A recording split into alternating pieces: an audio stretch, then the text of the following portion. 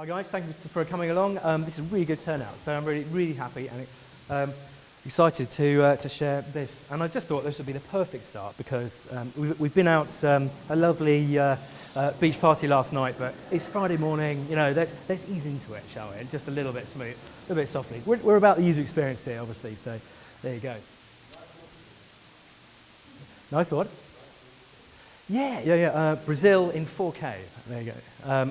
I was trying to find one where, you know, every 10 minutes a monkey would just kind of run along, but I kind of like the minimalness of it. But right, so I can't resist a gag, so I apologise to if anyone's arm is actually you're making software for them, but really, let's move on. So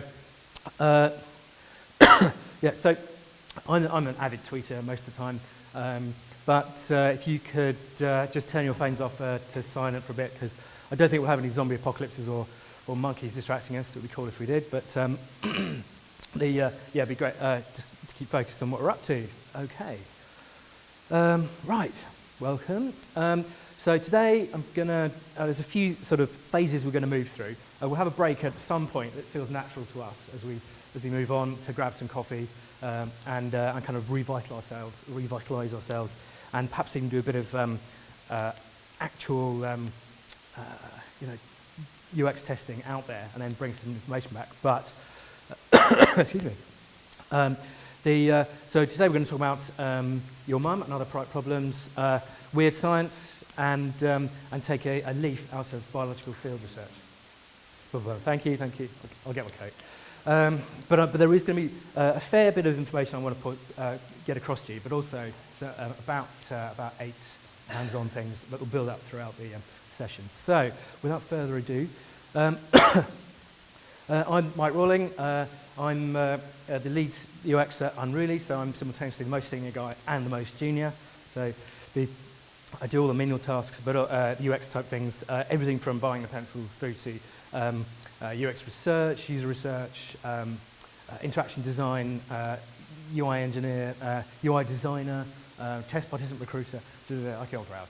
But that, you get the general gist of it. I take a slightly more coached or sort of supportive approach to my team. And we've got 4 teams of about 6 in each in my company now, and I'm sitting right in the middle of them. So I'm on call and on demand whenever people need me, and that's the way we roll. I've done it for big companies and really small companies. So when Amazon Prime was just a little kind of twinkle in another company's eye, we tried these kind of techniques there and done these kind of things at Tesco and enormous publishing companies like Wiley, but also. The company I'm currently at, which is about 300 people, and they've got the philosophy of Unruly is the clues in the name. Really, it is a sort of, it was based and founded on XP principles, and we try to apply them in all sorts of spheres outside of software development. But the idea really was to take a slightly more fun and irreverent approach to everything, and therefore try and find some perhaps slightly different solutions to things. There we go. And we do everything from for video, social media, and technology that we find interesting and we think we can make money with. Okay, come on. Thank you. One thing I'm going to warn you about, but I'm not ashamed of, there will be probably absolutely unashamed appropriation and repurposing of various different things and kittens. And 8-bit characters, so there I warned you. Okay, so what sort of people we got here today? Have we got any who would label themselves as software engineers or developers or so on? So 1, 2, 3, 4, 5, 6, maybe 5, 6. And any kind of product managers or product people, product in the title, any product designers or UX people for that matter? Hey, awesome. Okay, here we go. And any BAs or hello there, and anyone I've missed, testing, that kind of thing, QA. Oh, fantastic. Okay, cool. That's great. All right. pretty much UK based, or are we from far-flung regions? Okay, cool, excellent. Right, I'll dive in then. So this is a phrase from a sentence from a quite a famous UX book, and I hear it touted around. When I first started out, I thought this was a good thing, good and worthy thing, certainly when no one was doing any UX testing at all. This is a fine approach. However, I think I would these days question it up front and challenge that, because let me take you on a little journey. This is my mum. Here she is talking to my niece. My niece would be extremely embarrassed now because she's a teenager now, and would hate me if showing this. So please don't tweet this. But you know, that's one of her hobbies. She also likes gardening, or rather directing other people to do gardening. Learning history, doing politics, watching ballet, and driving her Volvo around. And I'm still trying to wean her off freeze-dried coffee, but there you go. That's just a cross I have to bear, I think. Right, so compare that to Fran.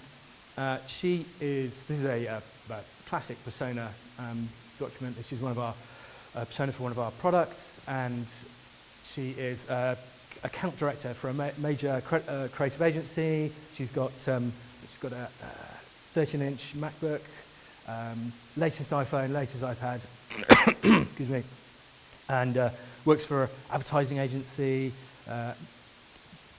in the city, but a city, name a kind of London, New York, somewhere. This is what she feels about gardening. She doesn't have a garden. She's got a little sort of a stone sort of Japanese garden, and just it looks after itself while she's out drinking martinis and things. So you can sort of that. It's not hard to you look at it on the basis of one attribute, and it's not hard to work out what I'm trying to say. But I don't think you've really got to the root of what I'm trying to express here and how wrong that is. Okay, so I actually tested that Fran's product with my mum, and I have to say, if you see me grimacing or like shaking or something, it's actually physically painful for me to watch. So I might block my ears or something. Come on.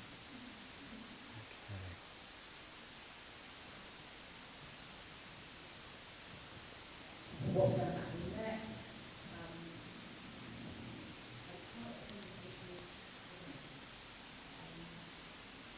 We will see.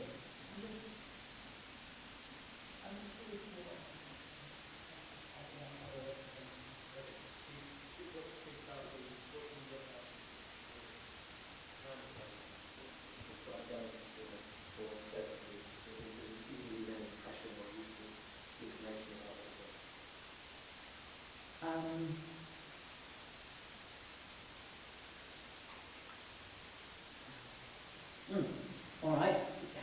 So, presumably you are a company, you are looking at other companies in your field, and you are about to need to know whether you're better than them, engage yourself against. That's what it's. I think that's what I'm trying to analyse from.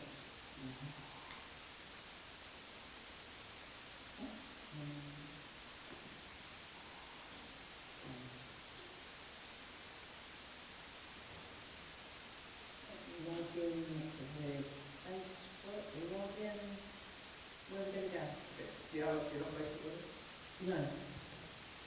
Okay. So, this is task 2, checking log or I'm okay, so you could look at the screen, and somewhere on the screen you're able to log in already into the product and look.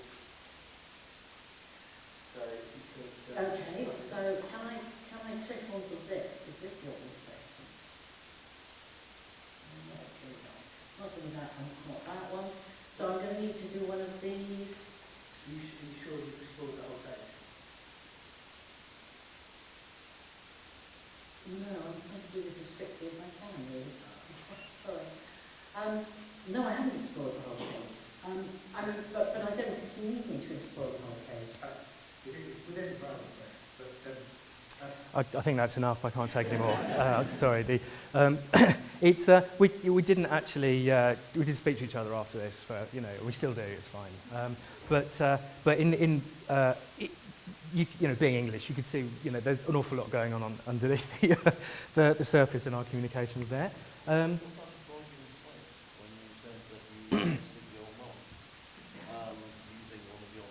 Yeah. I was tested anyway. Yeah, I'll tell you. Okay. So what's going on here? Let's say anybody?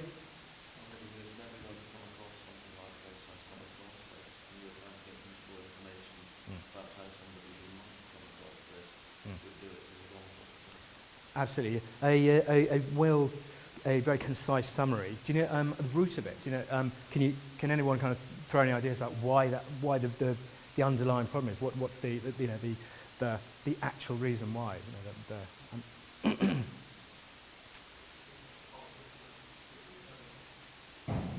Absolutely. Partly. I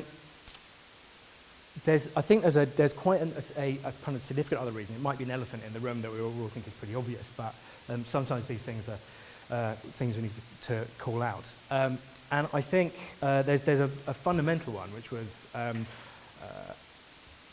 that I'm too close to my mum.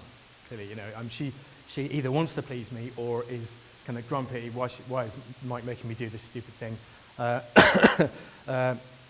haven't got time for this, and I just being an experienced moderator, I could see all the flaws in my moderation there because I'm naturally, I might have led her at one point, I might have been too soft on her, or perhaps overcompensated and been too hard on the moderation by not giving her enough sort of guiding influence around, guiding information around the task I wanted her to do. So there's all sorts of things wrong there, but it's a people thing, and I am. In that case, we were just it's just too subjective. There are other problems, other situations. I mean, take that. Not everyone tests with their mum, but quite a few companies are used to having their team do all sorts of roles, and sometimes that turns into testing as well. Again, it's this sort of some testing is better than none. Well, I think I challenge that. Quite often, I see people test. The CEO obviously wants to have an opinion and wants to feed back on it. Sees himself as perhaps a kind of understanding of the user and a proxy for the user, but is probably too proud of the product, or on the flip side, quite possibly too overly self-critical of their company because they're very familiar with it and they want to they can see all the things they want to improve as opposed to the things perhaps the successes that are there already. So and the same goes in terms of the other people in the company. So the company secretary is a classic one that people go and test with, and I've seen this over and over again where people who you're testing throughout the company, they know you, or they want to make a good impression. They want to make the team happy. It's just human nature. It's kind of if you're not even with UX testing, you have to watch out for this. But it's particularly implicit in this situation. And if anyone's tested with fellow designers before, that you can tell that there's the pride in their work. There's the I did this, and it's the same for all of us. We're a bit close. Any others you can think of? Did I miss any out? Which one? Yeah, exactly. Yeah, maybe where's the return on investment? I've spent tons on this project. Where's the isn't there more to this? It's sort of it might be an innate disappointment that they bring to the table, which is affecting their judgment or their feedback.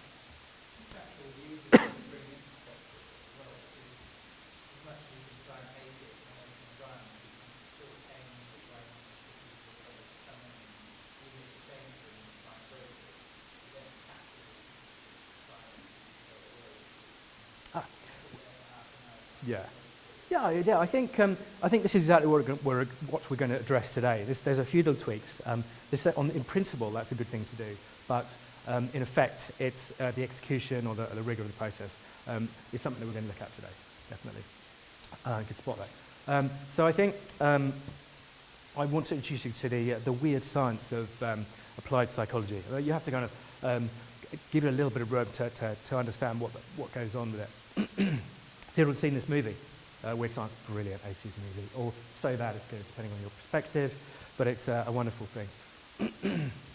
A lot of people see this kind of thing as a bit magical. You know, it isn't. This is not what we're talking about here. There are very, very specific things that we can use and tools that don't take months to learn or indeed apply. There's a word that I haven't said yet, and the stuff that we've been talking about so far as an example of bias. This is a very, very common term. I think we're all pretty familiar with this. Has anyone not come across cognitive biases before? Yeah, there you go. And it's almost a thing we have in conversation where we, a game we played when we're kind of people watching. But there's a underlying very strong piece of science here. Here's Daniel Kahneman, Amos Tversky, who did the initial research and coined a lot of these. Fantastic guys, all-round heroes. There's Amos there kicking back. He's probably got a beer off camera because he came up with cognitive biases. What a dude. So there's even an amazing Wikipedia page. I mean, you may have visited it already. And there are detailed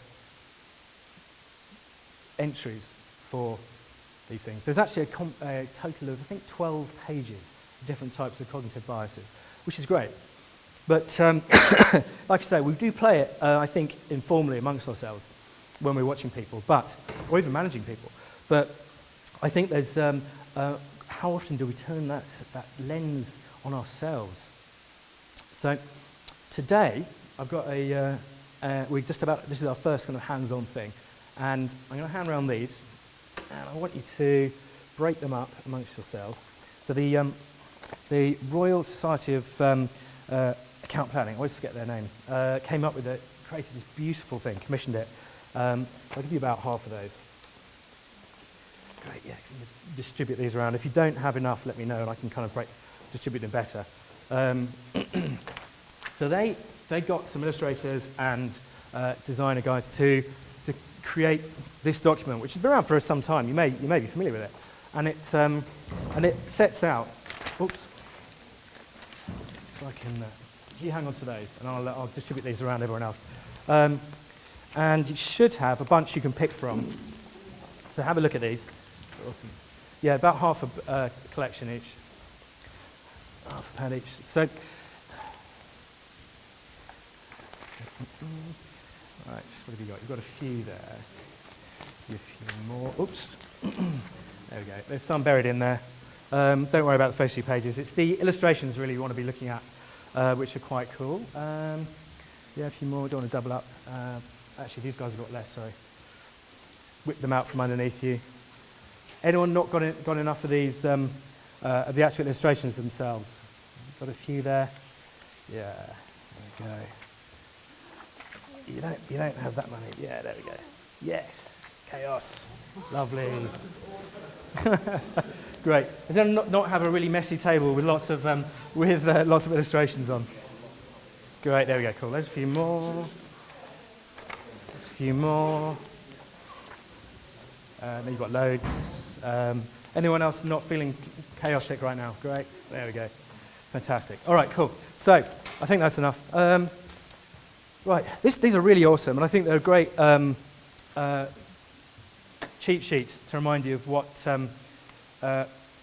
different cognitive biases there are. It's based on the list from Wikipedia, but what I want you to do in 5 minutes, or even 2 minutes really, write down the 5 types of bias you observe in your most recent project or team, and use that. You can look up the Wikipedia list of cognitive biases. Just search for a cognitive bias list, or use the handouts. And I just want you to write them down. There should be pens on the table and paper and stuff, or use your pads or something, or scribble on these sheets, whatever. Yeah. I really don't mind, you know, by table or individually is fine. Right, these are really good, as you can see. They're kind of, once you start looking at them, you see more and more.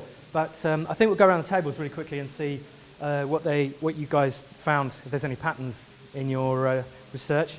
What did you find out, chaps? Find anything? There's quite a lot that I've noticed. Yeah. Probably the hard one spot would be the bias blind spot, Yeah. which would be I have no blind spots or I have no cognitive bias. Yeah. But I had one recently which was a mixture of planning and data problems where somebody didn't look at the available statistical information, quoted the type of project which was a quarter of what we were doing quote. I went, I'm sure you could do that in this time frame, or I'm sure it's a stat that I've seen you've done it in this time frame before. Yeah. Or like, No. Where? Show me. Show me the money. Yeah. Nice. I know that. Okay. Cool. Sorry to interrupt. Okay, guys, can we quieten down just slightly? So we over on this table we found what was it again? It was planning fallacy. Gee, who would have expected that one in an Agile conference? Yeah. I would expect everyone to come up with, and I certainly do, confirmation bias. Yeah. Please. Yeah. Looking for stuff. So guilty. I kick myself regularly on that one. Yeah, definitely. Guys, what did you come across? So someone comes in like a consultant, and they're the new shiny, the new hotness, and they count their opinion or work as thought of as better. Yeah, I hate that. Classic. Guys, what did you come across, Sam? So that is sometimes called the I knew it all along. Yeah. Being predictable. Like backward spin, isn't it? It's kind of like looking back and go, yeah, we knew that it was going to happen. Yeah. It more comes from more like you should have learned some things, but Yeah. Yes. Yeah, I suffer from that a little bit. Yeah, definitely in our team. Yeah. How about you guys? What did you come up with? Which one? The post-purchase rationalisation. Yeah, I'm really good at that after shopping. Yeah, definitely. Yeah. Cool. Which one then? Yes. Yeah. Yeah. Cool. Oh, there's a pattern forming here. Yeah, definitely. Yeah. How about you chaps? How did you do? We had in-group bias, reminiscence bump, adjustability. Rosy retrospection, yes. Herd instinct, yeah. Cool. Oh, really interesting. How about you chaps? How'd you get on? Yeah. There's.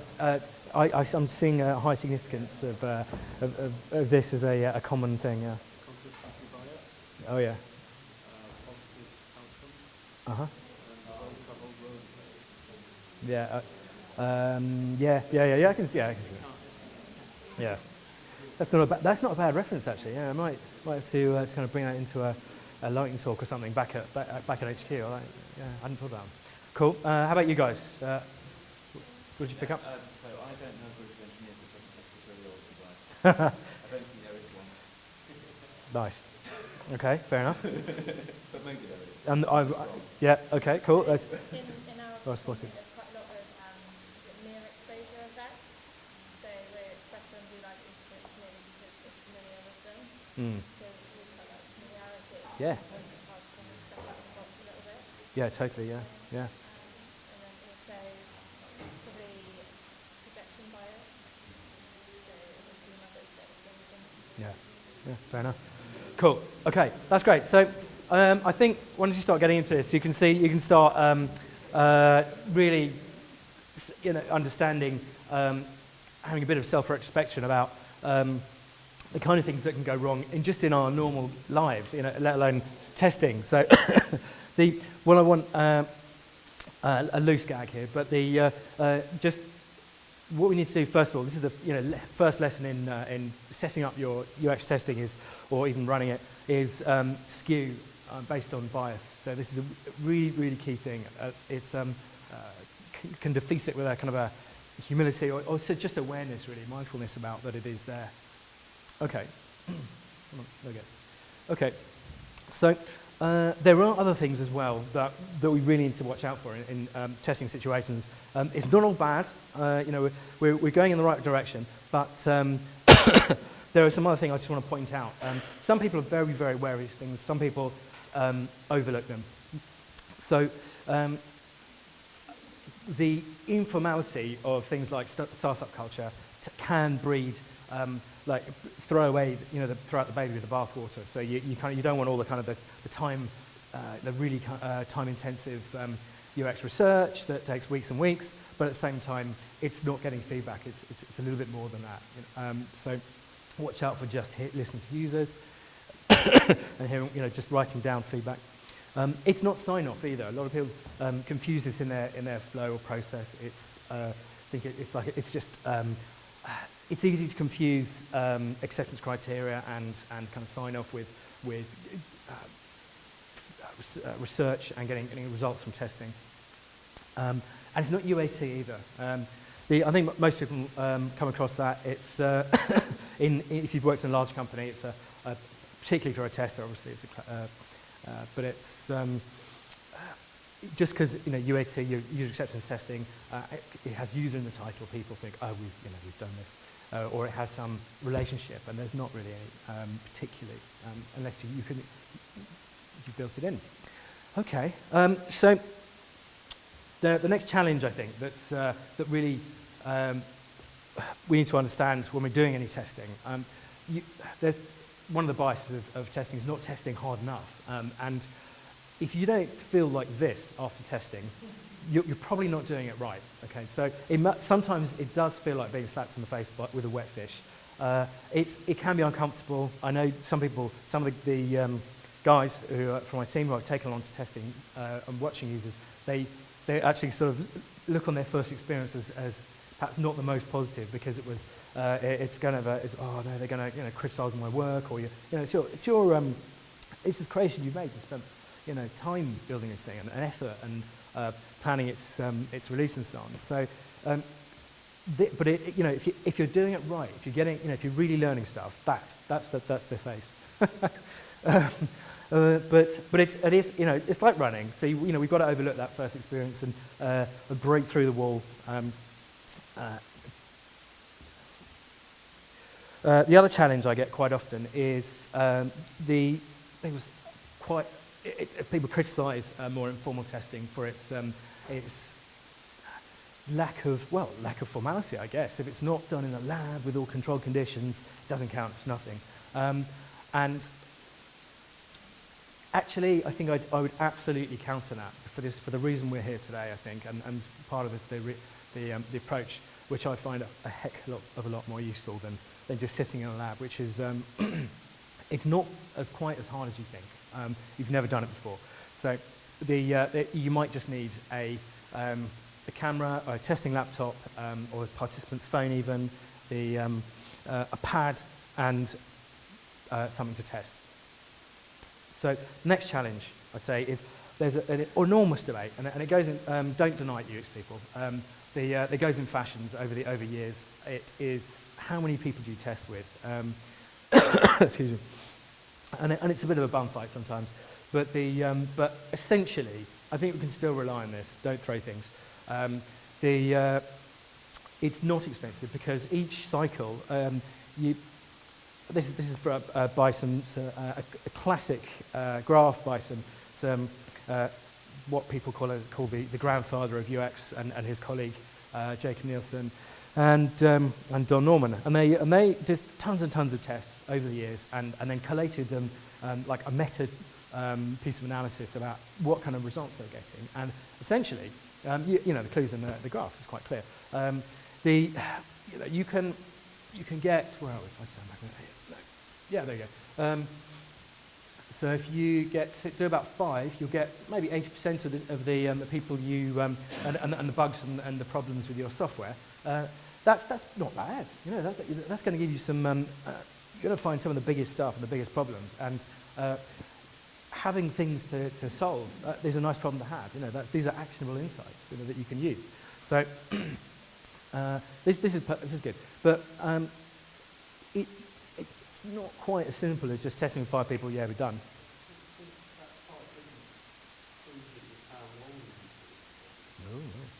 But if I can paraphrase my colleagues, they said that you'll find 80% of the usability problems and the biggest ones, the real things that are going to cause you the biggest problems are right there.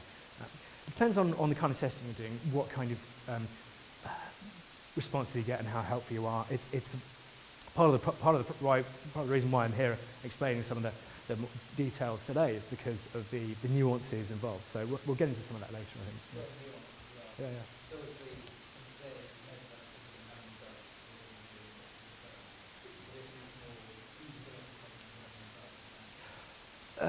Well, you'll find bugs as well when you're testing. Things that you hadn't thought of. You might be saying, okay, well, does it do this? Yes, it does, but actually, it doesn't do it quite in the way people expect. Or so, it's refinements as well. On you could argue they're UX bugs. Okay, fine. But once you've got all this stuff nailed and you're actually doing some testing, the hardest thing that I find, I spend ages doing this, is recruiting. It's the particularly B2B, but recruiting itself is, I almost, I feel like I'm an expert in getting hold of people and putting other people in front of them, facilitating the logistics of actually getting this group of people here to here, because as much as kind of a applied psychologist, because that's the hardest thing. To paraphrase, don't just scattergun the forest. Be like James Bond and just take the one shot at the people who are relevant. You can really get a bum steer from testing with at volume, or even 20 or 30 people, but they're the wrong type of people. It's going to, again, it's like it's not even clearly your mum is not your valid test participant, but equally if they look a bit like your users but they're not really, you're going to get subtly, insidiously bum steers about the direction you want to take your product, or whether a feature is good or not. Okay. Right, so, and to the jungle quote. Kevin Roberts, the CEO of Saatchi, who's a company renowned for not making quotes not making inaccurate quotes, it said, if you want to understand how a lion hunts, don't go to the zoo, go to the jungle. And actually, lions don't live in the jungle. They live in the savannah, but there you go. You could put in tiger instead if you wanted, but the spirit of the quote is there, and it echoes something a chap called Steve Blank said, who's a kind of a lean person, talking about the problems that we have most of the time are not not amongst you in the team, unless you're making software for your team, and even then, software for people like your team, if you if you work for kind of Jira or something, but even then you're again too close and quite possibly biased. So you don't actually have to get out of the building if you're a user in the building, but it's more of the spirit of getting out there. So let me introduce you to this guy. This is how they spend most of their time, pounding around, grouping one another. Sometimes they even allow others to join in.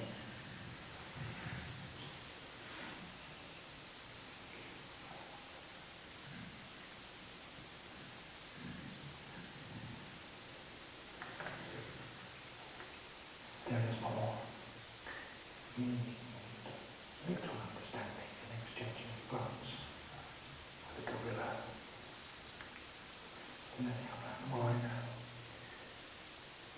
They say similar. Their sight, their hearing, their sense of smell, there's some of the flowers that we see the world in the same way as they do. What a dude.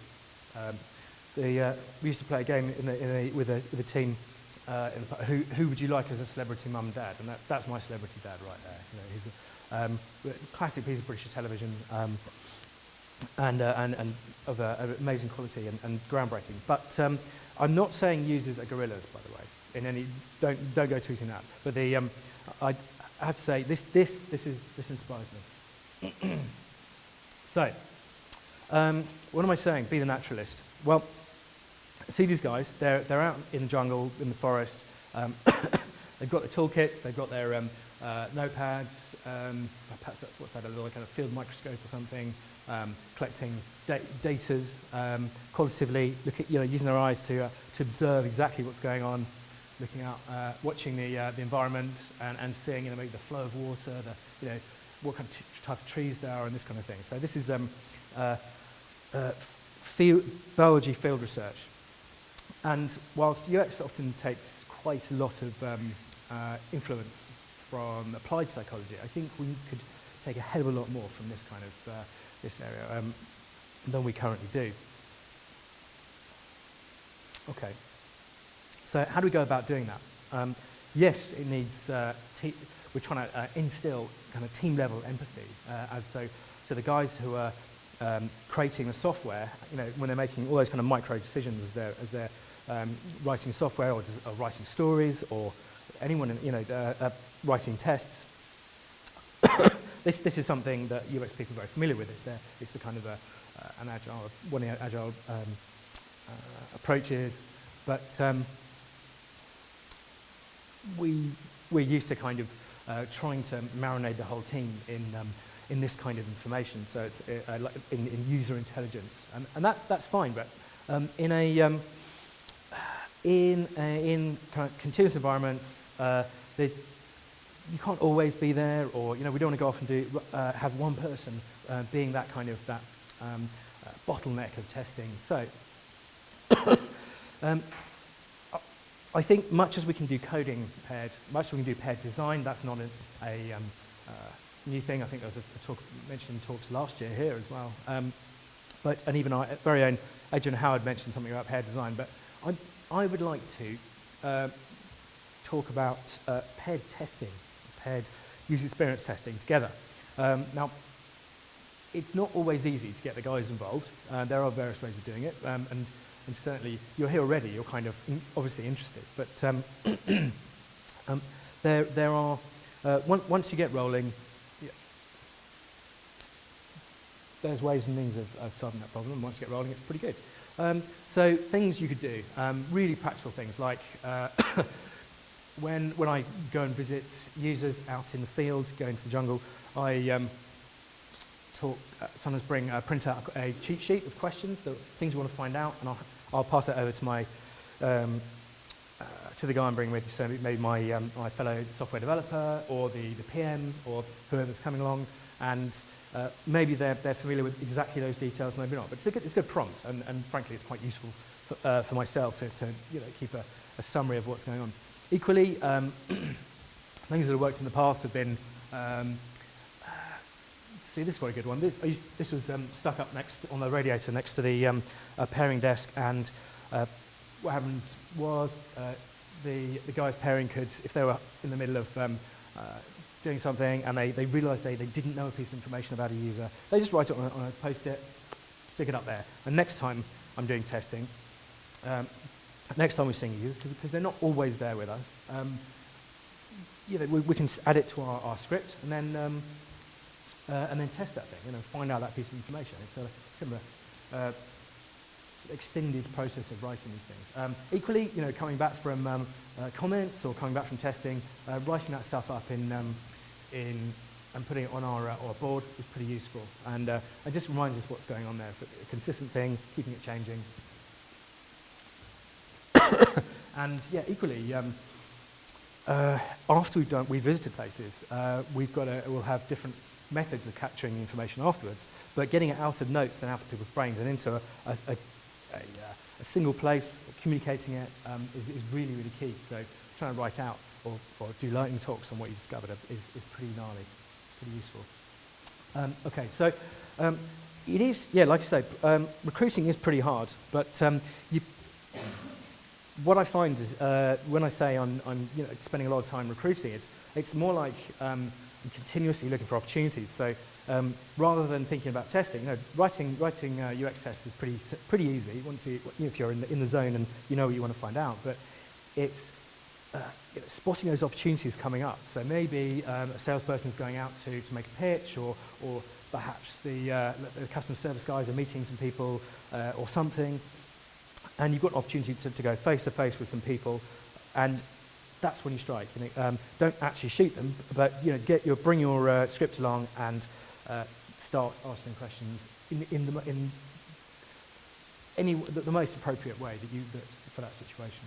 Okay. If you can't do that, again, I say recruiting is really, really difficult, but it's way cheaper and much richer if your team is doing it themselves to get those users in, rather than palm this off on a UX research agency. Sorry, UX research agencies, but it's true. So you can contact people like, and if you're local here, People for Research, they're based in Bristol, but I know they have sourced people that you can test with in the West, all over the West, and they're wonderful guys. I talked to them a fair bit, and Saro is a I think they're EMEA wide, but have a chat with me if you want to use these services. There are ones in all territories. And what you do is you pass them a user profile or something, and 2 weeks later, some users turn up at your door and who look exactly like your personas or the profile that you gave them. Okay, so right, that's the kind of the recruiting. We've had kind of other things going on there, watching out for bias and so on. But test design. This is a really important thing,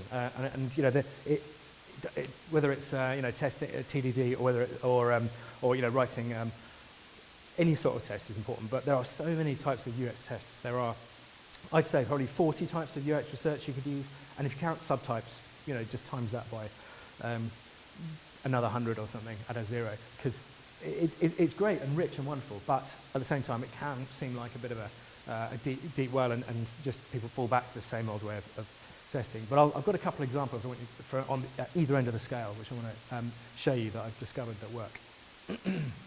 Okay, so how many people here can consider themselves continuous or have some form of continuity in the approach they use with a capital C? A few tentative hands. Okay, cool. Would you say you're, how many people are kind of Scrum orientated here, or follow maybe half? Yeah. What other methodologies are you guys using? Sort of XP or Kanban, or don't give it a name, it's just the way you do it. Kanban. Was there one that wasn't Kanban over there? What do you? Oh, loosely. Okay, yeah, make it work for you. So, yeah, cool. Okay, well, okay, I won't judge, but if you, continuous with a small and a large C. You say if these work in iterative situations as well. But me personally, I'm really trying to nail this sort of how we can test. If we're releasing things, 3 times, 100 times a day, how we can match that with user experience and what works. So here's a complete tangent. This is Gordon Allport, who's another all-round dude who's worked in psychology. This is back in the, not recently, as you might gather from some details of his picture. I think it was the 50s or perhaps a little bit earlier. And he has come up with some wonderful theories, and they're so implicit in our culture today, I would argue, that they are, we would overlook them as being important.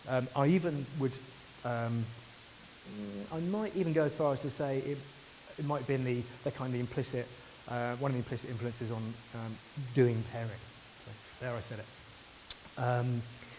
So his one of his most famous theories is contact theory, and he said, under the appropriate conditions, interpersonal contact is one of the most effective ways to reduce prejudice between majority and minority group members. And he was testing minorities way back then who'd moved into larger communities and seeing how they integrated and so on, or not. And and equally, I think he also worked with bringing victims of crime and the perpetrators together to try that approach to kind of dealing with the aftermath. And so essentially, kind of more time together, the greater effect. Okay. Come on. Thank you. So I gleefully nicked that idea, and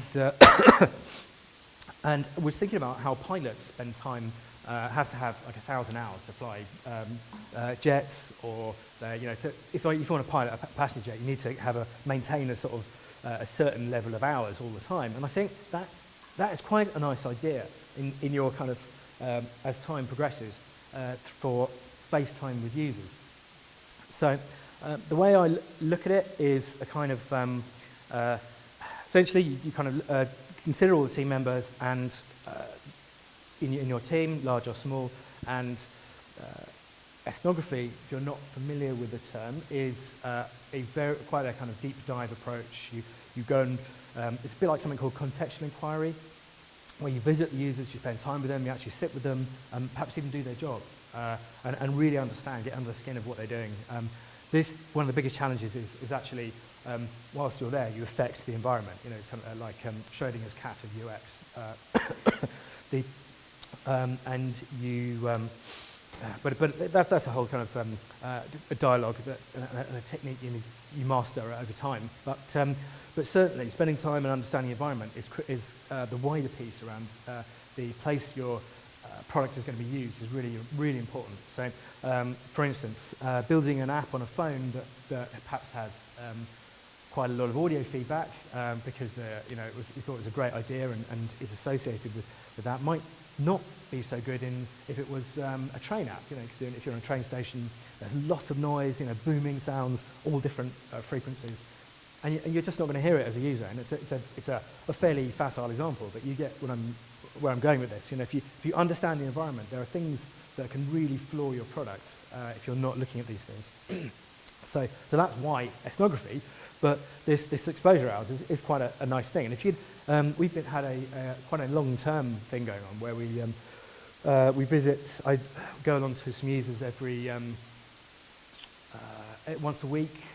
For half a day. I take a team member with me, a different team member each week, and then slowly each team member's kind of exposure hours over time get topped up. So we can then understand how much. It's almost like a metric for empathy, if you like, which is a kind of a funny way of looking at it. But genuinely, this is kind of a really useful technique to kind of build that thing over time for something and almost. Don't try and catch up with continuous releasing, but actually take a step back and kind of fill in the background, if you like. So it says it's a great regular 1 to 1.5 user team activity. So it's not 1-to-1, but because although the team member and user are kind of interacting or being together, I'm kind of hanging around there. Come on, hanging around on 0.5, just observing from a distance. Perhaps there to help or coach as necessary, but I'm usually kind of taking a step back at that point. Another kind of side benefit I'm finding is that participants in those studies are actually quite happy to join beta test groups, and it also gives you an opportunity to, if you do have something you want to test, you're there every week, and it's a habit you build up. You can just bring that along, and at the end of your session, shadowing or observing the user, you can just sort of say, oh, can you come over to the side and you can run a quick impromptu UX test on them. Okay, but yeah, the important thing is don't invade en masse. This is a thing that that it's tempting to do if you want to kind of get it all done. We're used to doing things together as a team, but really it's back to the ethnographic. Understanding it and not affecting the environment that you're visiting. So if you're all standing around a user going, oh, what are you doing there? It's going to affect the way they behave, whether you've got 5 people or 10. And so the important thing is to find out the key information that affects that cause them to have observation bias. Okay. And the other end of the scale, a really, really neat technique. Guerrilla testing was.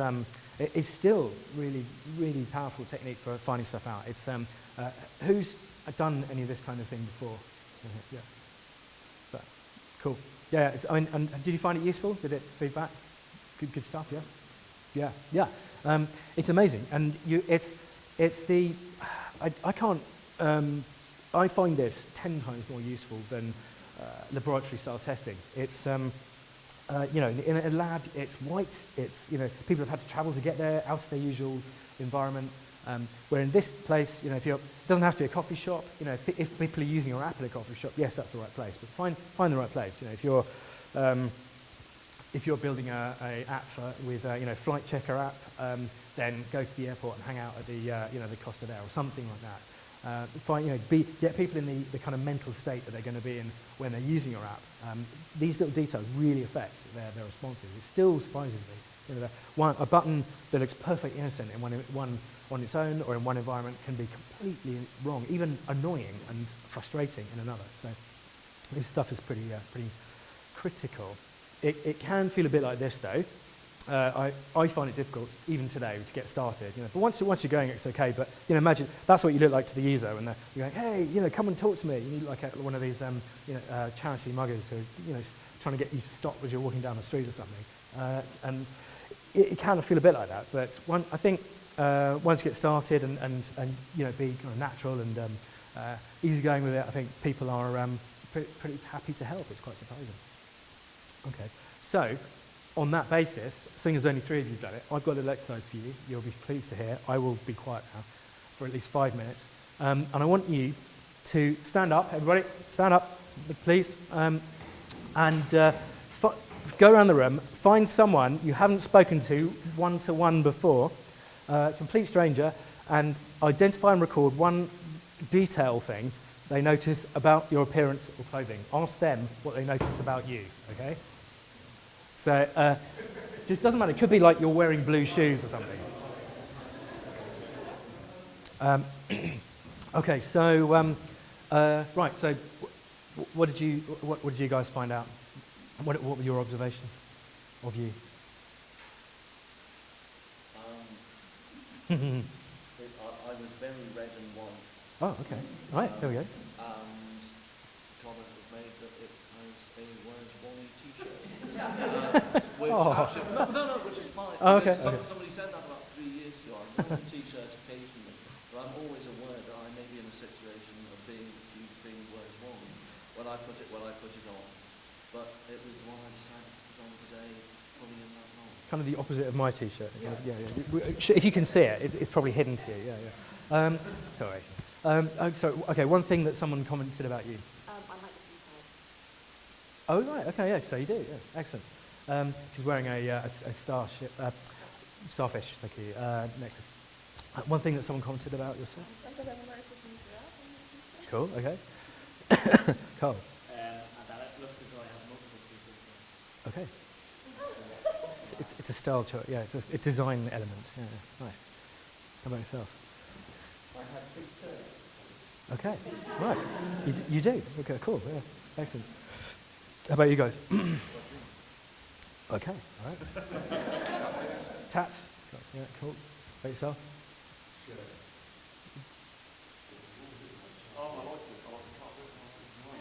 Okay, design, there you go, yeah. Show design, sweet. Yeah.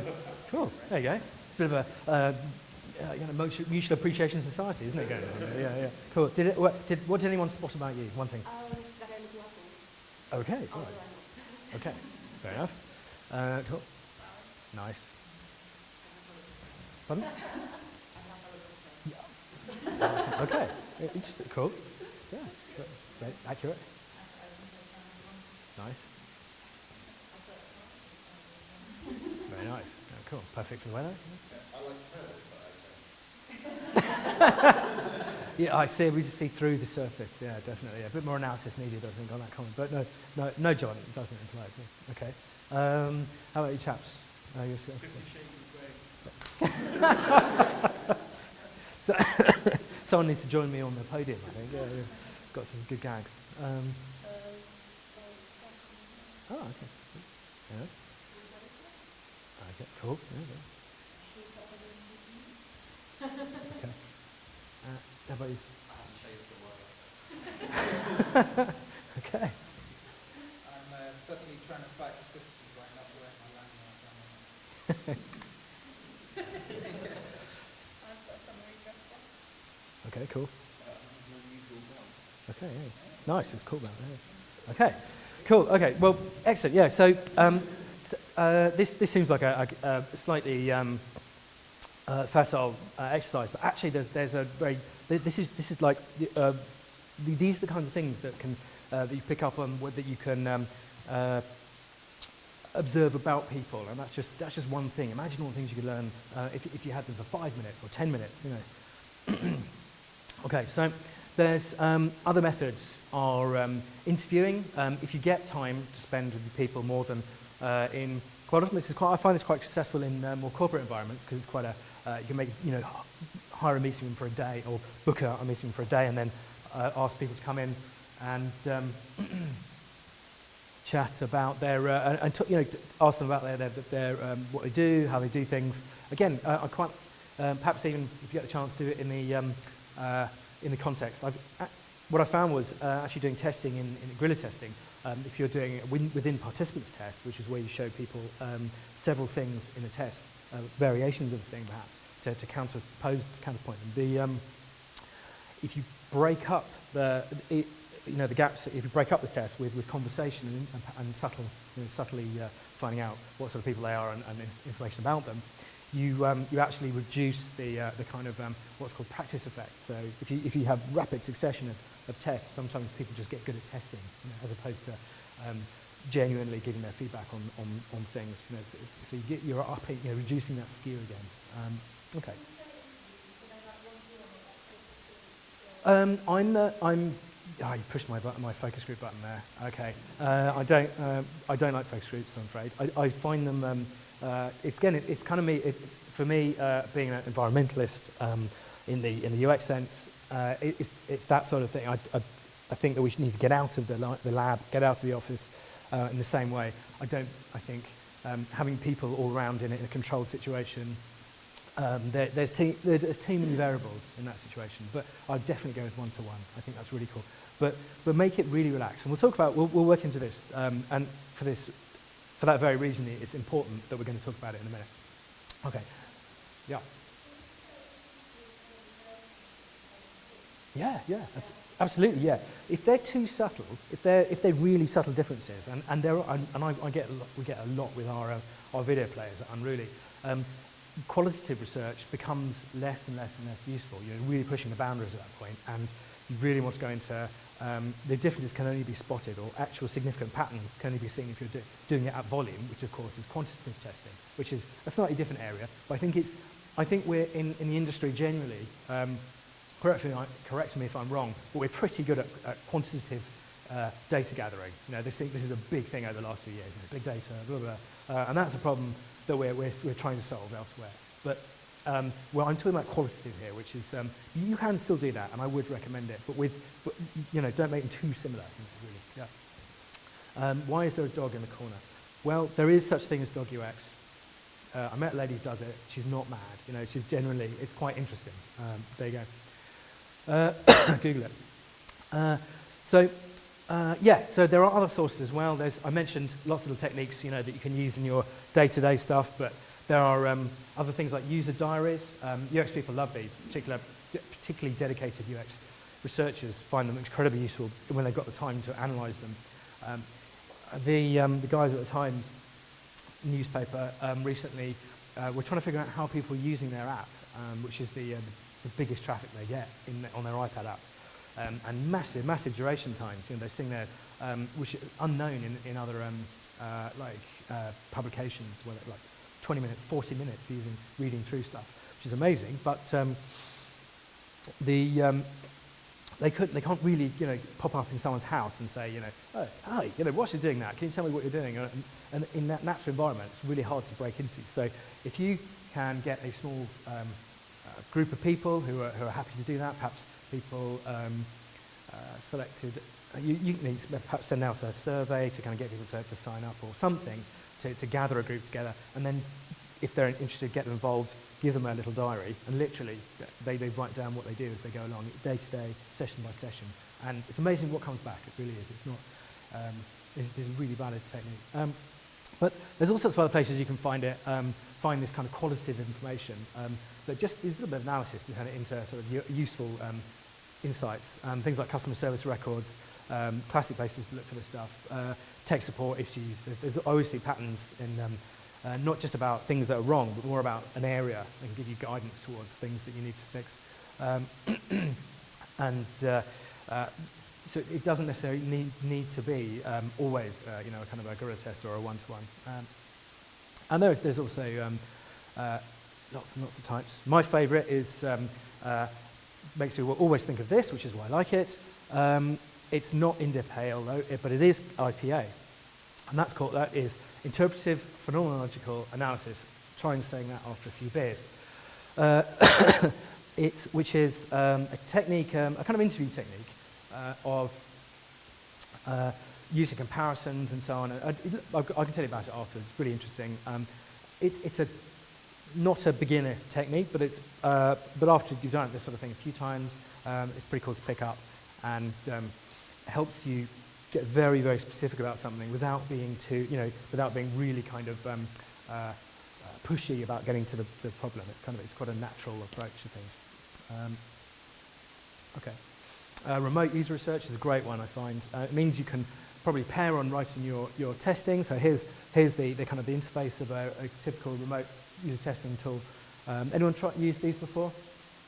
It's really, really fast. So you can, once you've got your test written effectively, go and do a thing. How hard is it? And then the testees themselves, test participants, get recorded and speak aloud as they're going along, and you get a video back which shows what they're doing and how they're using it. And it can all you do is write the test and then set it running, and you can say throw 10 users at this with these categories and with this profile, and you get the videos back, and it can be very, very, very light touch, but with kind of rich qualitative results. Okay. Again, micro surveys, a way of kind of very, very simple way of gathering information. So instead of rather than these horrible things that pop up, or I don't know why they do them, why people still do them. You go to sites now and again, you get this thing that the first page you're on, you're not there for more than 5 seconds, and something pops up saying, "Can you give your feedback?" No, I've only been here 5 seconds. Why? I wouldn't give you anything valuable anyway. So I still don't know why people do that. But at significant moments of the user experience, you can cause these to pop up with a simple kind of script tag embedded in your page, controlled from an interface remotely, and it's easier to answer a few questions, one of these just by clicking it, than to get rid of it. These answer questions in the moment. This is where people are actually doing a thing, and you can capture that frustration or not. It's quite useful. Okay, come on. Thank you. Right. Okay, so this is all very well, but there are some little tweaks we could give to the kind of stuff we're actually testing, I think, or indeed the most relevant thing we're testing, which are you can go out there and ask lots of really open questions, but it gives you a lot of data, and this is one of the criticisms of long-running UX research. So it's like, it's just it's not focused, and there are a lot of ways you could make this better, and it does feel a bit like this again when you're trying to think, what should I test with a sketch, the live product, a test, prototype, what are we going to use to actually test with? And I think it is contextual. It depends on what your what sort of product you're testing. There are ways to mock up all sorts of things really, really easily. Once you've got the hypotheses written down, you can get really, really useful stuff just from a Sharpie sketch, from really basic Photoshop mock-ups. It doesn't have to be anything fancy. Prototypes are great. They're very, very valid. Again, of course, you can just test what you've got right now that's live. So I'm very fond of testing. And in fact, here's something that was very, very useful in the course of a couple of products we've made, which is, this is HTML, and it's just stuff, ideas, scribblings that all the team have come to work with and said, I had this idea. And so we just scan it or take a picture of it and put it embed it into this prototype in the right place. And it's sort of like a mocked up page. And you can make them clickable. It's the simplest thing. It's the lowest, really, if you're slightly adept at HTML and CSS and so on, you can put this together quite easily. And indeed, if you've got wireframes, you can just screen grab them and cut them up and do the same thing. But it's that kind of clickability, the flow that really gets that experience communicated, which some things perhaps I find don't. So yes, the sequence of wireframes can be a bit dry, or it's more about getting the validity, testing the hypothesis that you're looking for, but also making sure that it's authentic enough to get the right result. Okay, yes, we can do that. How are we doing for time? Yeah, I'll show you.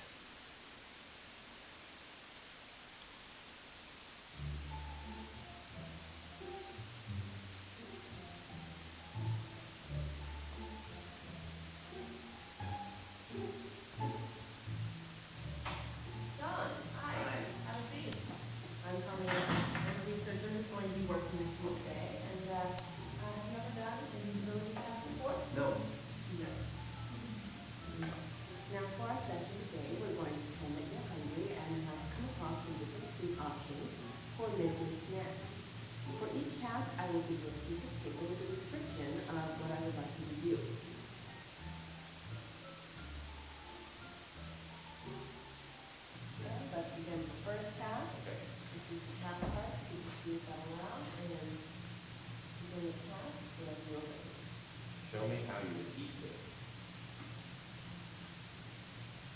See, this was not a big deal.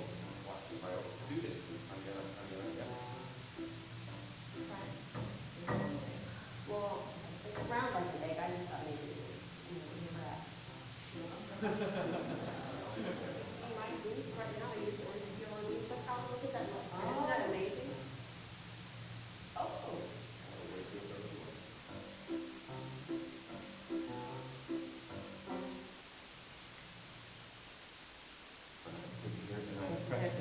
I press the stem away with my thumb and hold it out of the way so it's not going in my mouth. I put the stem here. I would only eat one for breakfast on the weekend in my house. I like apples a little bit more than a custard. Yeah. And I don't always have to know the custard. Sometimes it's nice to wonder apple.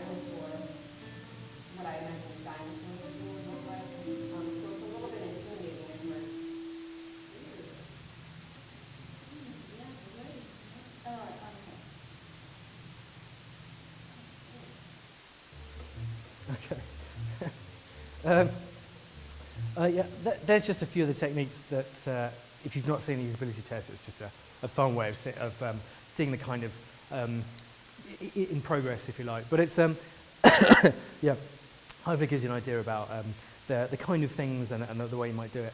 I don't think I've ever given anyone a piece of paper with the tasks on. I think if you're going to moderate, you're there and you can talk to people to people, which is good, person to person, face to face. But the principle is there. But I think one of the problems or kind of things we can improve in the testing I've seen people do around is it just needs a little pinch of rigor, and it could really catapult it into a very, very rich source of information. And I equate this with testing rigor with if you remember doing chemistry or biology when you're at school, and essentially you had to write it up, and that's what you do.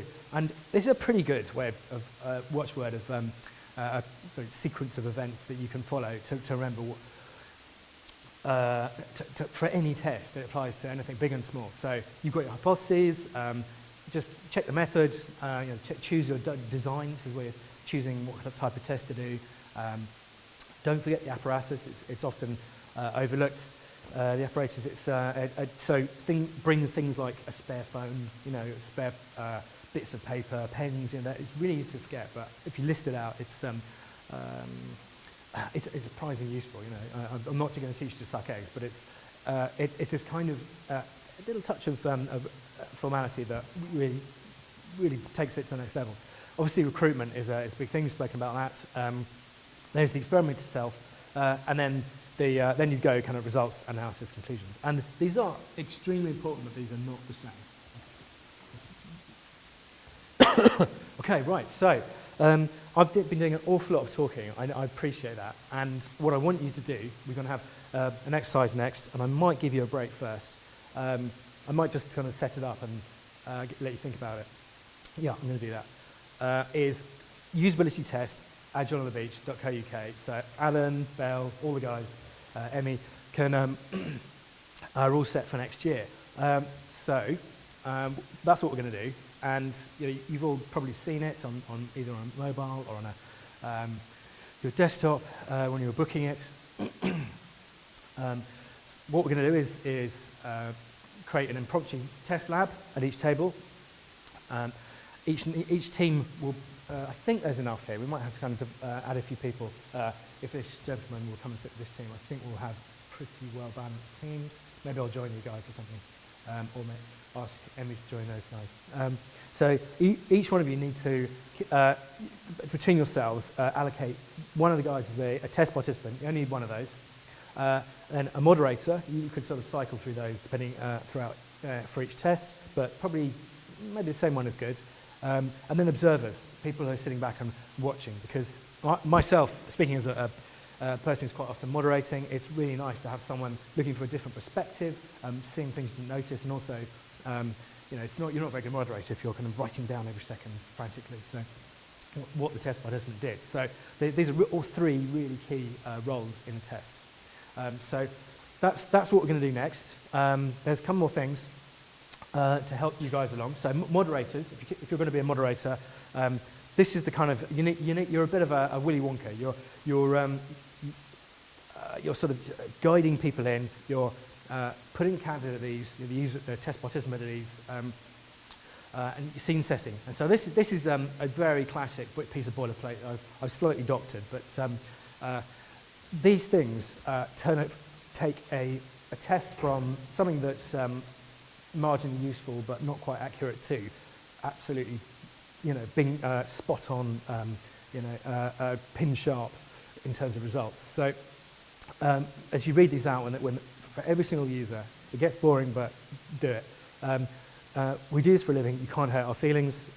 We're not testing you. We're testing the system. Quite often, users think they're being tested for how good they are. People are so good that are being evaluated that they don't really, they don't kind of even get what user experience is about.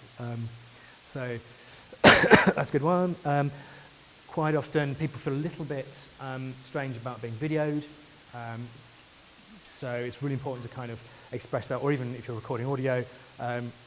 So frankly, this is absolutely the reason why I'm doing it. I forget stuff. Once you've done 2 days of 9 tests, you probably can't remember the first one. There's so much information and a data stream from what the user's doing into you that you cannot possibly remember everything. So just telling people why you're videoing them it's just going to put them at ease a bit.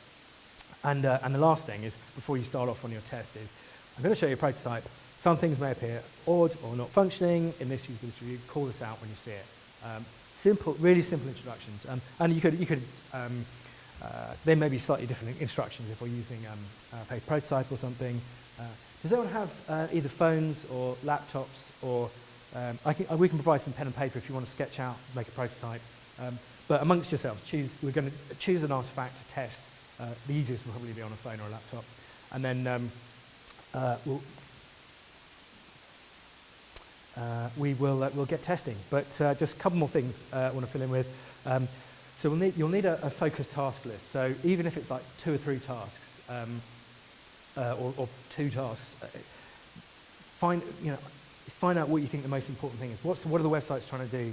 What is the Agile On The Beach.co.uk trying to do? It's trying to get people to come here, and it's trying to impart information. Imagine those are 2 classic conversions. I'm sure you can find more. Don't take my word for it. I just thought of that. And then set up your tools. You can, like I say, you can choose various different things. It might be a bit, unless you're kind of got your laptop here and ready to kind of whip out and install stuff. It might be a bit too much to install a video recorder, picture-in-picture stuff. But there it is, Silverback, fantastic tool, revolutionised testing.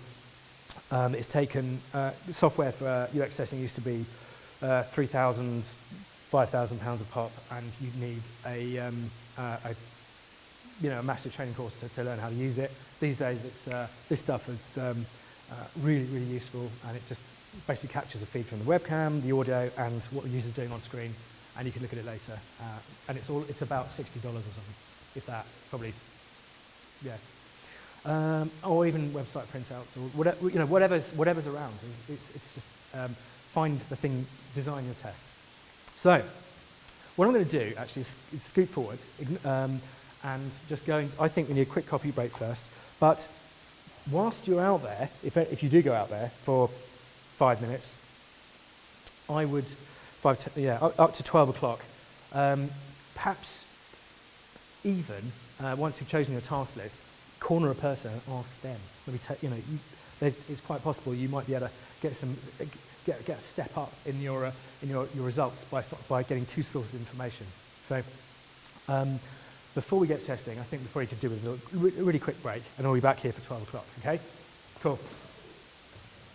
Right. Okay, chaps. Excellent. So I've come up on the wrong slide. One sec. There we go. I'm slightly abbreviating this because I have optimism bias, which means I think I can fit more into a workshop than is actually physically possible. So let's, without further ado, let's kick off. Right. So we need to organise ourselves into users, moderators, and n number of observers. And you can swap moderators if you want to go, but essentially this is the people we want. But users, if you can stay the same, that would be good, because we're doing UX speed dating, no testing. So users, what I want you to do, as we go around every 5 minutes, if we could kind of hop round each table, each kind of testing group, and then once we've done the full cycle, we'll have a look at what the results are. Okay. So have you all identified your users? First of all, groups. You don't have it. You don't have a user. Oh, okay. Do you want, Amy's joining this group. Do you want to join these chaps here? The rest are all 3, so that's fine. That works out nicely.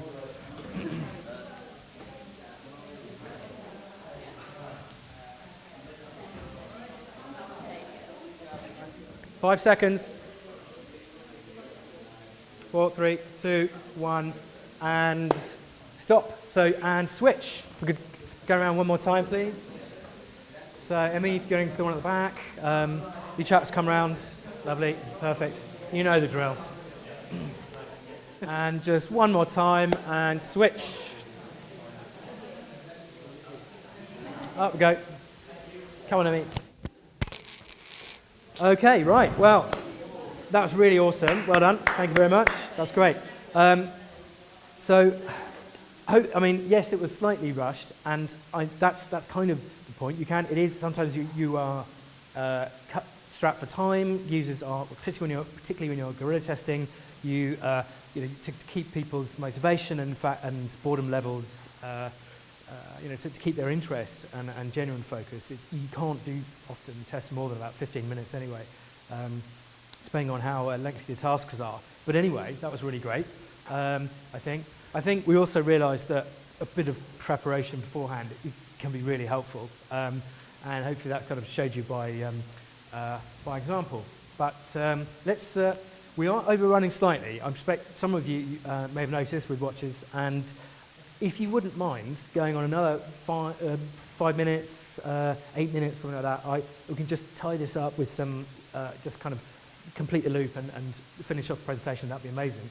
But first of all, I want to hear about how well you did. What really quick kind of couple of things from each team about what they learnt, what they discovered, any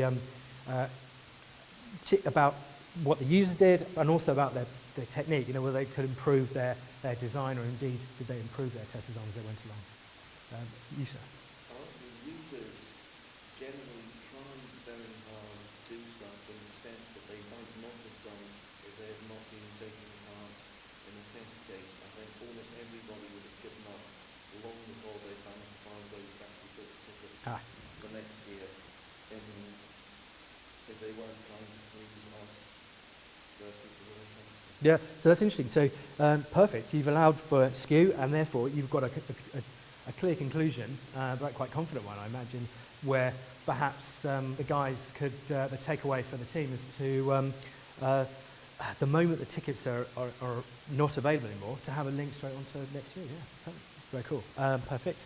How about you, chaps?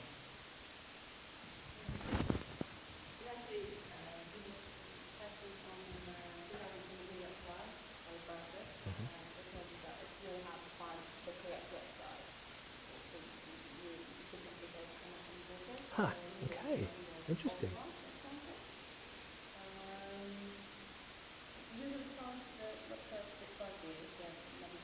Mm.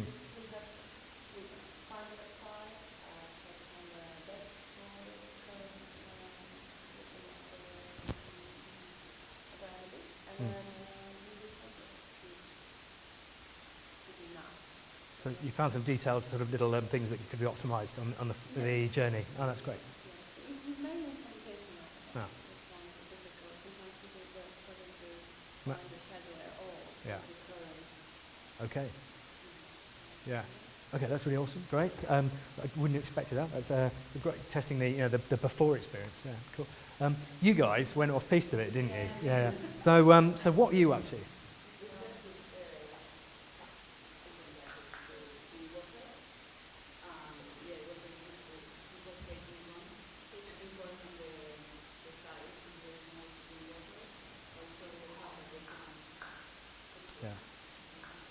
Don't stand up. Good for vodka, not for water. Yeah.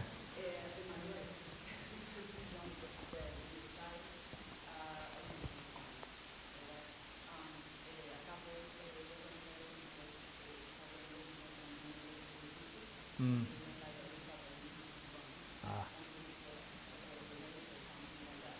Nice. Okay, cool. Yeah, it's very cool. And that was excellent. So you are, I mean, that might seem a bit of a random off-piste thing, but actually you are testing the experience of the new conference in the heat, and suddenly in the experience of the conference, things like hydration become very important. So I think that's a good call. Very smart. Cool. Full points for initiative. Okay, guys, a couple of things you found out. We tested the website for tickets, and after the first test we realised we had to adjust the test because we could get more functionality with the stuff there, so we could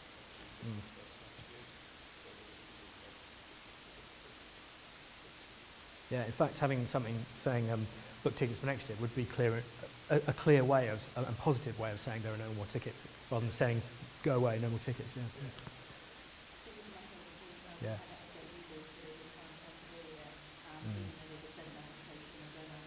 Yeah. But we are expert users. I'd say I would posit that the whole conference are, we're professional kind of figuring stuff outers, and so in a sense I wouldn't allow too much of that. But you're absolutely, that is a fair point though, definitely. But watch out for overcompensating. Cool. How about you guys? We had about 50 from people looking on the main page or looking on the main site. Everybody knew where to find the main review, and by tickets for next year, we found at least a couple of bugs on the way there about scrolling, into traction, tickets planning and reading, problems with promo codes, the time something hard, Blimey. when they invalidate,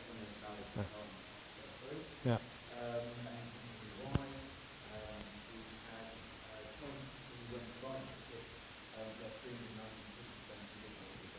Oh.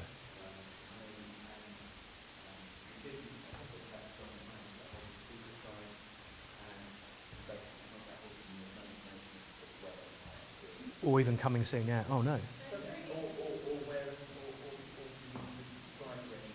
Yeah, yeah, yeah. Really interesting on the internet because I had probably 3 of the same questions that everyone did. That's probably 50-50 30. So it was 2 mainly concerns about it, 1 mainly concerns Ah, about the other. interesting, So yeah. it's really interesting.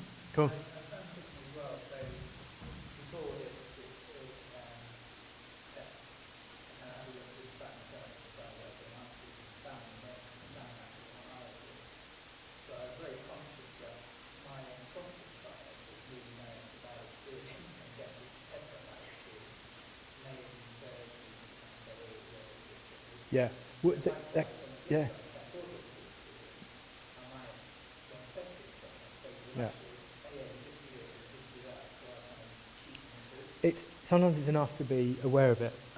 You guys exhibited that, I think. The fact you're saying this, I feel really happy that you're going to take that away and be aware that and mindful that that could be a case. So, yeah. So, but over time, and over users and the right conditions, you can. I know it's quite hard because we know each other and we are the same types of people, but roughly. But yeah, but it's a really good skill to have, that kind of awareness. Yeah, totally. Okay, so that's completely awesome. Now I'm just going to race through with a couple of key things. When you watching us on user testing, giving a presentation, and your thoughts, have we given? Always. I'm watching you all now and seeing your attention levels and everything. Yeah, totally. Yeah. I've got some good feedback for myself, which is make the presentation shorter already. Yeah, I mean, it does depend on the group. So if there's some things that we didn't know, I've got a mini set of slides which I could inject into the presentation to help, to pad out a certain thing. So I like to keep this quite fluid. But I'll review it, I think, once I've had some distance. That'll be important. And that's what I want to get to next. So I'll just flick through my ones. Right, so I think the next step, really, and we kind of combined those a little bit, but it is important to separate results from analysis from conclusions. This is really, really key, because it's so easy to leap to jump to conclusions. But, that little kind of step, pause. Sometimes once I've done all the results, collated the results from testing, I'll put it in a drawer, go away for a couple of days, come back, and your brain has kind of had time to have that distance. So I'm looking for levers, and some people know what that means. But we've got results. Like I say, I think I've just summarised all that stuff with a blur, excuse me. But yeah, there we go. So a guy in Detroit, I was just showing a product to once. He had quite a strong accent, and he said, "This is really great. I love your products. I want the levers. I want to see those levers." And I didn't, for a few seconds, I didn't have a clue what he was saying, but I can't help seeing this word without saying it in his accent ever since. It's like there was no, there was only one e in the word, but it was. It's about kind of actionable insights. He liked the product, he liked what he saw, but he couldn't take any actions as a result, and that's what we need to distill stuff down is the next step. And if you've got a whole bunch of testing stuff, we need a bit more weird science. There was a very, very simple technique to doing this, and it's not dumbing down, and this is a very well recognised technique and super, super simple. So. Today I was going to try and get you to do this and score each user's experience for each question out of 3. You just give it a figure. So was it good, okay, or bad? I would probably go for 10 if I was running a test properly. You get more information, but for the purpose of today, 3 would be enough. But so you give it a score, and you begin to see patterns forming as you go through. And even, it's with all this quantitative data, it can, again, be quite hard to assess. So there's something called, in qualitative research analysis, called coding, or tags or codes. We know what tags are. And essentially, at the same time as you say, was it good, bad, or ugly, you could just attach random things that you observed in kind of short phrases. So you could say, enjoyed, hated, problem with navigation. And I noticed you guys doing this, but when you write it down as you analyse it, simply like this, you begin to see quite useful things. So you could say, Yeah, I mean, it's kind of, it's something that's quite hard to do when you've got a sea of information in front of you, but when you start to break it down like this, it's, or even ever so slightly more complex ways of doing this, you can imagine, I'm sure you can invent some, but this is it's super, super useful way of breaking it down. We won't be doing that because I don't want to keep you from lunch, but I think I've deliberately asked you to kind of come up with a little conclusion earlier, and we did see those, which is great. Okay, so watch out for that human bias, and I feel quite successfully we did. That was great.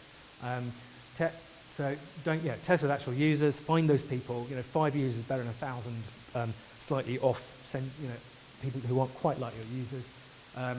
Start out with those really clear aims, hypotheses, much like you would in a kind of lean startup approach, or indeed it fits quite a few different things, simple things, small things to test, and apply that. This is quite an unfashionable way of putting it, but a bit of that extra little pinch of rigor to so you've got that flow, you've done your research, you've kind of written out that you've got the apparatus and so on, and that tiny little bit more of that translates to immensely accurate results at the end. So it's worth it.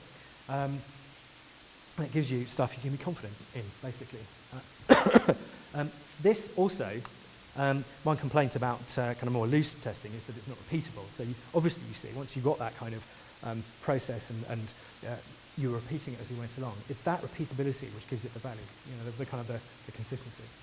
Okay, right guys, I think you've been really good. Thank you very much for hanging on for this long and not sort of running off and eating your crab rolls or whatever's next.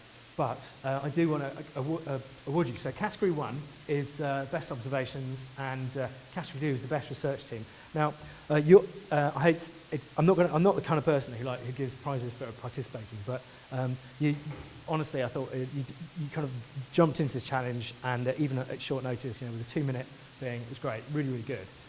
Whether there were a couple of teams who I thought were awesome and really good at what they did. And I'd say best observation was the gentleman here, this team, did really, that kind of a view on, overcoming their kind of the bias and then seeing through to the truth of the matter was really awesome.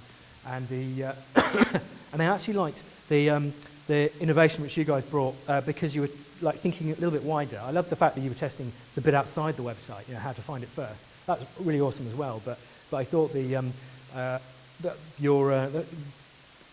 that you were kind of looking at it and reassessing and actually testing the experience itself was really great. Special observation Yeah, well, it's judged on the every year on the 8th of July. So No, definitely you can. I will. For that, you guys did do a kind of have a similar observation to this gentleman. So I would. I think I can fit that in. There you go. Cool. So I have prizes. Yes, prizes. I know you got pads with your thing, but I am going to to this team over here. I'm going to award someone, and there's only one of them, my pith helmet. There we go. So the only thing you have to do is to let me take a picture of you in it. And I might tweet it. I've got a massive head, it fits vaguely. But anyway, well done. That's really, really awesome, guys. There you go. Look. Great. Okay, great. All right, so let me just distribute the fun things. So I've got some pads that you can take out on your field adventures when you get out into the jungle. Which one would you like? Yellow ones. There you go. Excellent. What would you like? Take a pic. There we go. Excellent. Yeah, definitely. It's fit in the pocket. Yeah, they're really neat. And there's no lines. They're unruly. There we go. Emmy, I'll send you one. I feel like you're a part of the team. Yeah, definitely. But dude, that was awesome. Definitely. Absolutely. That's really, really cool. There we go. So share amongst yourself. I'm afraid I'm running out of things, but I can't. Exactly. Yeah, exactly. So anyway, that's really awesome. Leave you with just one thing. If you don't remember anything else today, I just want you to remember this.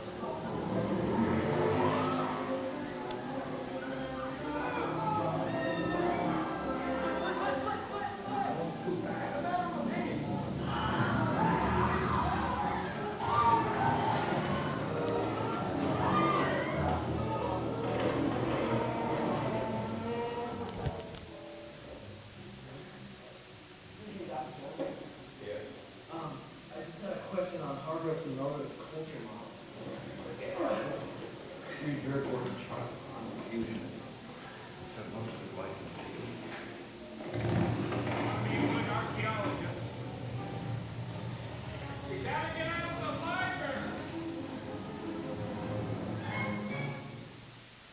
There we go. Thank you very much, guys. Cheers.